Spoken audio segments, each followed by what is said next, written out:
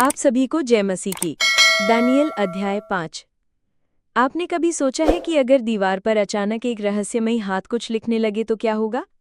एक राजा, एक महान भोज और फिर एक अलौकिक हस्तलेख जिसने पूरे साम्राज्य को हिलाकर रख दिया। दानियल अध्याय 5 में ऐसा ही हुआ। जब एक राजा ने परमेश्वर की पवित्र वस्तुओं का अपमान किया, तब न्याय खुद दीवार पर लिखा गया। क्या वो चेतावनी आज भी हम सबके लिए है? क्या आज भी परमेश्वर हमें कुछ कहना चाहता है? इस वीडियो को अंत तक देखिए, क्योंकि जो आप जानने वाले हैं वो आपकी सोच बदल सकता है। दानियल अध्याय 5 एक बहुत ही गहरी और शिक्षाप्रद कहानी है जो हमें बताती है कि कैसे अभिमान और पाप परमेश्वर के न्याय को आमंत्रित करते हैं। ये अध्याय बाबुल के राजा बेलशज़ार की अंतिम रात को दर्शाता है, जिसमें एक अलौकिक हस्तलेख दीवार पर प्रकट होता है। ये वचन हमें चेतावनी देता है कि परमेश्वर सब कुछ देखता है और जब कोई व्यक्ति या राष्ट्र उसका अपमान करता है तो वो न्याय करता है।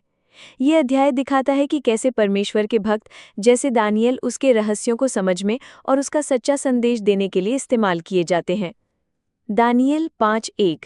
राजा बेलशज़र ने अपने 1000 अधिकारियों के लिए एक महान भोज दिया और वो उनके साथ शराब पी रहा था।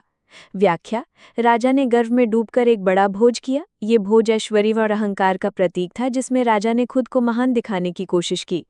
दानियल 5:2। जब बेलशज़र शराब पीने में मग्न था, तब उसने उन सुनहरे और चांदी के प्यालों को लाने का आदेश दिया जिन्हें उसके पिता नबूकदनस्सर यरूशलेम के मंदिर से ले आया था। व्याख्या: राजा ने परमेश्वर की पवित्र बर्तनों का अपमान किया जो यरूशलेम के मंदिर से लाए गए थे। ये घोर अपवित्रता थी। दानियल 5:3। जब वे प्याले लाए गए, तब राजा और उसके अधिकारी, उसकी रानियां और उपपत्नियां उनमें से शराब पीने लगे। व्याख्या: पवित्र वस्तुओं का उपयोग एक अपवित्र भोज में किया गया जिससे परमेश्वर का अपमान हुआ। दानियल 5:4। उन्होंने उन प्यालों से शराब पी और सोने, चांदी, कांसे, लोहे, लकड़ी और पत्थर के देवताओं की स्तुति की। व्याख्या: यह मूर्ति पूजा का चरम रूप था। उन्होंने जीवित परमेश्वर का अपमान कर निर्जीव देवताओं को सम्मान दिया। दानियल 5:5। उसी समय एक इंसानी हाथ की उंगलियां प्रकट हुईं और दीवार पर कुछ लिखने लगी।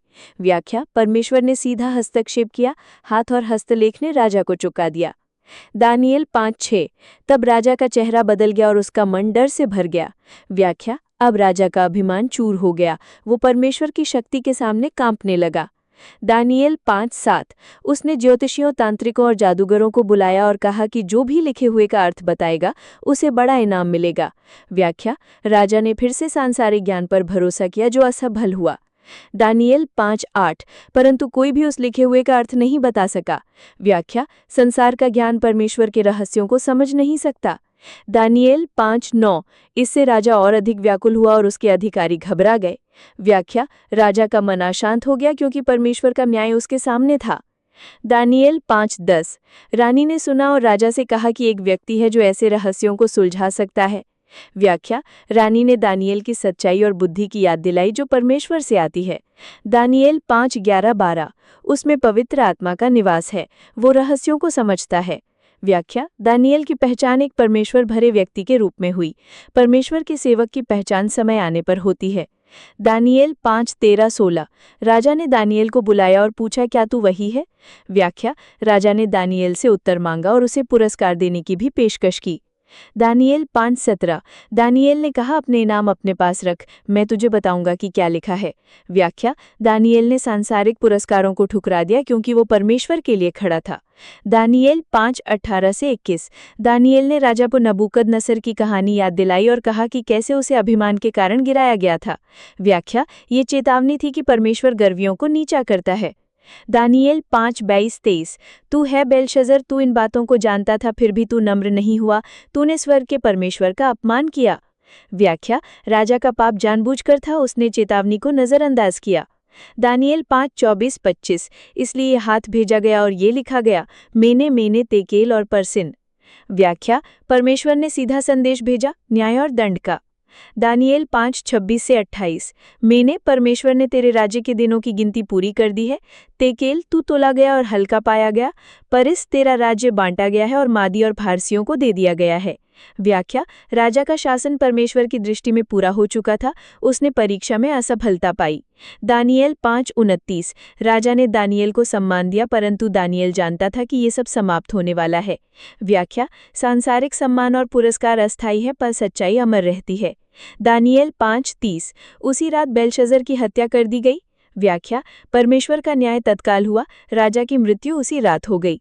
दानियेल 5:31। दार्यावेश मादी ने राज्य अपने अधिकार में ले लिया। व्याख्या, परमेश्वर ने अपनी योजना के अनुसार सत्ता को बदल दिया। दानियेल अध्याय 5 हमें सिखाता है कि परमेश्वर के न्याय से कोई नहीं बच सकता। जब मनुष्य परमेश्वर की पवित्रता का अपमान करता है और अपने अभिमान में डूब जाता है तो उसका पतन निश्चित है। राजा बेलशस्सर ने परमेश्वर को जानते हुए भी उसका अपमान किया और न्याय भुगता।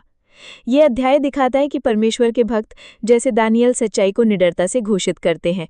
ये हमें भी सिखाता है कि हमें नम्र बनकर परमेश्वर के सामने जीना चाहिए, क्योंकि वही जीवन और मृत्यु का निर्णायक है।